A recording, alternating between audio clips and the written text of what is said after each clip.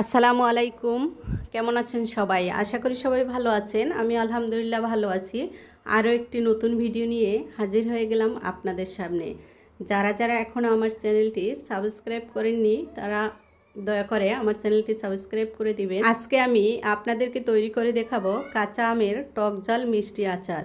খুব অল্প উপকরণে এবং অল্প সময়ে রোদে দেওয়ার তেমন ঝামেলা ছাড়াই আপনারা তৈরি করে নিতে পারবেন এই আচারটি। প্রথমে আমি আমগুলো আপনারা দেখেই বুঝতে পারছেন টুকরো করে কেটে নিয়েছি।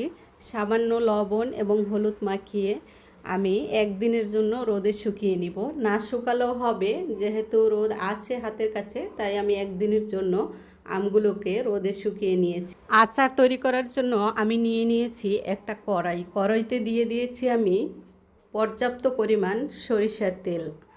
তারপর আমি দিয়ে দিলাম কিছু আস্ত পাঁচফোড়ন এবং কয়েকটা শুকনো মরিচ মাঝখান দিয়ে ভেঙে তারপর দিয়ে দিয়েছি আর কিছু তেজপাতা। এখন তেলের সাথে এগুলোকে আমি একটু হালকা ভেজে নিব। তারপর আমি এখানে দিয়ে দিলাম গোটা রসুন, 2-3টা রসুন আমি এখানে খোসা ছাড়িয়ে নিয়ে ব্যবহার করেছি। রসুনগুলো কিছুক্ষণ ভাজার পরে আমি আমগুলোকে যে রোদে শুকিয়ে নিয়েছি সেই আমগুলোকে দিয়ে দিলাম। আম দেওয়ার পরে দিয়ে দিয়েছি পরিমাণ মতো লবণ এবং হালকা একটু হলুদের গুঁড়া ব্যবহার করেছি। আমগুলোকে কিছুক্ষণ তেলের সাথে ভেজে নিয়ে তারপর আমি এখানে যে মশলাটা ব্যবহার করব, মশলাটা আমি আগে থেকেই তৈরি করে রেখেছি। এখানে আমি সরিষা এবং কিছু পাঁচফোড়ন একটু ভেজে তারপরে গুঁড়ো করে নিয়েছি। মশলাটা দেখানো হয়নি, স্কিপ হয়ে গেছে। তো মশলাটা আমি দিয়ে দিব এখানে। তারপর দিয়ে দিব আমি অল্প কিছু পরিমাণে চিনি। যেহেতু আচারটা টক ঝাল মিষ্টি হবে, তো বেশি চিনি ব্যবহার করব না। 30 থেকে 40 মিনিট চুলার কাছে দাঁড়িয়ে থেকে অনবরত নেড়ে নেড়ে তারপর আমার আচারটা এই কালার এসেছে।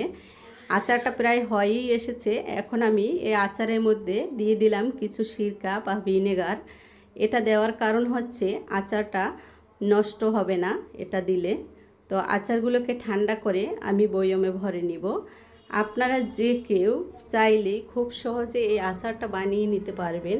এটা বানানোর জন্য তেমন মশলাও ইউজ করা লাগবে না, তাছাড়া বেশি সময়ও লাগে না। কাঁচা আম দিয়েই তৈরি করা যায়।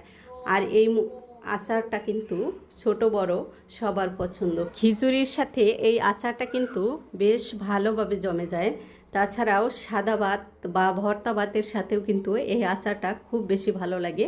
চাইলে মাংস, পোলাও সব ধরনের খাবারের সাথেই খাওয়া যায়। আজকের ভিডিওটি এ পর্যন্তই। সবাই ভালো থাকবেন, সুস্থ থাকবেন। আল্লাহ হাফেজ।